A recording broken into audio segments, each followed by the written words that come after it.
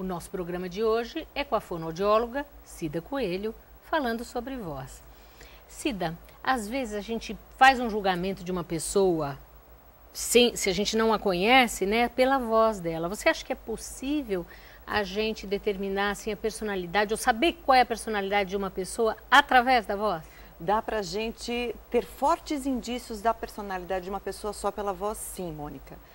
E assim, em geral, a impressão que eu tenho de uma voz, ela vai ser compartilhada por outras pessoas. Então, se nós ouvíssemos uma voz aqui de uma determinada pessoa, e com certeza todas as pessoas que estão ouvindo teriam mais ou menos a mesma impressão sobre essa pessoa, tá? Então, principalmente quando a gente não tem a imagem da pessoa para nos ajudar, é muito comum a gente fazer. Então, isso acontece muito quando falamos com alguma pessoa pela primeira vez ao telefone, quando escutamos uma pessoa pelo rádio, como um locutor. Quantos de nós já não fez a imagem de um locutor querido, né? Um locutor que você gosta pelo rádio, você, de tanto ouvi-lo, você praticamente criou uma imagem, é uma imagem de carne e osso, você consegue montar, na verdade, a pessoa inteira. Então, há pessoas que conseguem atribuir mais ou menos a altura, se é loiro, se é moreno, se é gordo, se é magro, se é velho, se é novo, se é rico, se é pobre, se é daqui mesmo de Santos, se é de um outro lugar, por meio da voz, né?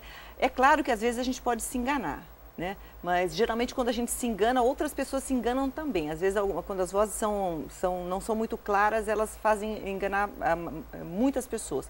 Mas em geral a gente acerta sim, mas às vezes erra, tá? Então a gente tem que tomar certos cuidados realmente. Agora, uma outra coisa que eu gostaria de saber, assim, quais são os fatores que influenciam ou que prejudicam a nossa voz, as nossas cordas vocais?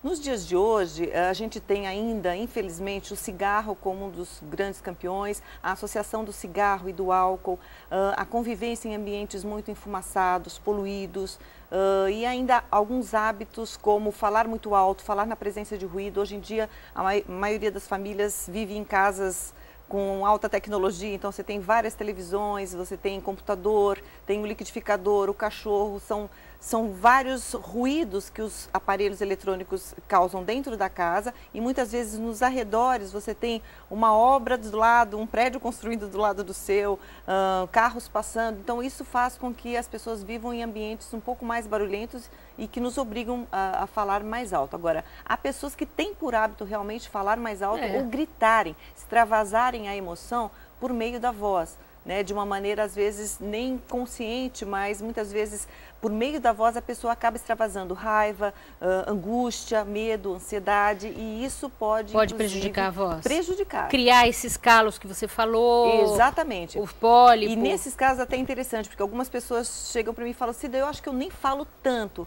mas eu acho que às vezes, o pouco que eu falo geralmente é carregado de emoção.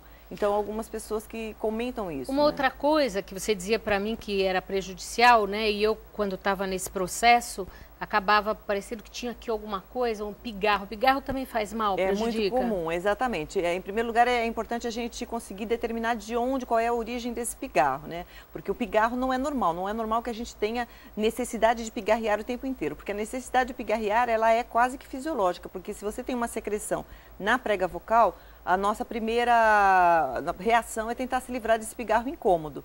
Agora, o ato de pigarrear gera um atrito muito mais forte do que quando a gente fala. Então, é como se quando a gente fala, a gente deve falar de forma suave, sem gritar, sem apertar muito, porque senão o atrito vai ser forte. Quando a gente pigarreia, tosse ou grita, na verdade a gente não tem um contato, a gente tem uma trombada entre as pregas vocais, né? Você trouxe o que aí no nosso computador? Sim, eu trouxe aqui um exemplo para a gente ver um pouquinho, que hoje em dia é muito fácil a gente conhecer as pregas vocais. Esse aqui é um aparelho, um endoscópio rígido, né, um laringoscópio, na verdade, que é colocado dentro da boca do paciente dessa maneira, tá? Ele entra pela boca aqui, ó, e vai até o fundo da garganta, não desce, mas ele ilumina a laringe. E isso permite com que o médico, então, possa examinar a laringe. Tá? Isso não é o fonoaudiólogo que faz, é o médico otorrinolaringologista, especialista. Tá? E aí a gente vai ter, então, no fundo da língua lá, daqui a pouco, olha, aí a gente consegue ver as pregas vocais ali já vibrando e produzindo um som. Nesse momento o paciente está fazendo o som da letra E, e a gente vê, então, as pregas vocais vibrando entre si. tá? Esse é o momento da vibração que deve ser o mais suave possível, Mônica. Agora, você estava colocando que existem, então, os calos, existem os pólipos, tudo isso. Cistos. Existem algumas coisas que são cirúrgicas. Sim. O calo sempre é cirúrgico? Não, hoje em dia, raramente um calo, um nódulo chega a cirurgia, tá? Mesmo um nódulo daquele tamanho que a gente mostrou aqui? Aquilo não era um nódulo, aquilo era um pólipo. Então, aquele tem que ser retirado. Exatamente. Então, nesse caso, o médico vai retirar cirurgicamente, ele vai encaminhar para a fonoterapia para que a pessoa possa fazer a reabilitação pós-cirúrgica. Né? No caso do nódulo, o nódulo é considerado uma lesão benigna e que pode ter uma solução sem cirurgia, apenas com os exercícios. Somente com fonoaudiologia? Somente com fonoterapia, exatamente. Antigamente, quando nem se falava em fonoterapia, os médicos simplesmente tiravam os nódulos, mandavam o paciente de volta para casa e dali a 6 meses, 7 meses, o paciente voltava com os nódulos do mesmo tamanho, porque é a mesma coisa de uma pessoa que tem um calo no pé, né, onde o calo é retirado, depois o podólogo manda ele calçar o mesmo sapato e seguir a vida dele com o mesmo sapato. Claro que o calo vai nascer no mesmo lugar, né? Então, se eu retiro os nódulos ou se eu faço terapia sem alterar o meu comportamento vocal, né, a maneira como eu lido com a minha própria voz, a maneira que eu lido com o mundo através da minha voz, os meus calos vocais ou a minha disfonia, seja ela de que origem for, vai retornar. Portanto, a solução para as disfonias, ela com certeza passa por uma alteração, por uma mudança de comportamento também. Vamos falar mais daqui a pouco. Você vai conferir agora